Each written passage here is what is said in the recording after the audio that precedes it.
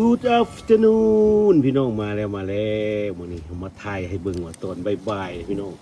ฝนตกเป็นน้ำแข็งสบายดี FC เพิ่นทุกคนพี่น้องวันนี้เฮามาถ่ายทอดสดให้เบิ่งมื้อนี้เป็นมื้อวันพุธพี่น้องวันที่11เดือน3 2026พี่น้องวันนี้ฝนตกเป็นน้ำแข็งพี่น้องเป็น freezing rain พี่น้องนี่ให้เบิ่งคุณน่ะมันสิเป็นลมแห้งขนาดพี่น้องพุ่นเขาเจ้าปิดโรงงานบ่ให้คนไปทำงานพี่น้องฝนตกเป็นน้ำแข็งต้องเบิ่งนะพุ่นเฮาถ่ายบรรยากาศให้เบิ่งอากาศก็บ่หนาวพี่น้องสมลบอยู่2องศาแต่ว่ามันลมแห้งพี่น้องเย็นนี่กำลังตกมาเป็นน้ำแข็ง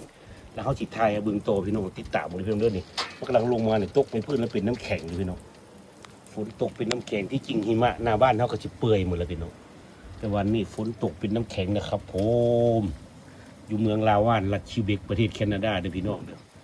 ปีนี้หาก็มีครั้งแรกเขาเอิ้นภาษาอังกฤษ freezing rain ภาษาฝรั่งอย่างเวกัสนี่แหละพี่น้องฝนตกเป็นน้ำแข็งนะครับผมขอติดตามเบิ่งพี่น้องทำมันลงหลายๆเขาสิทายบอกอีกครับผมกูดบายครับผม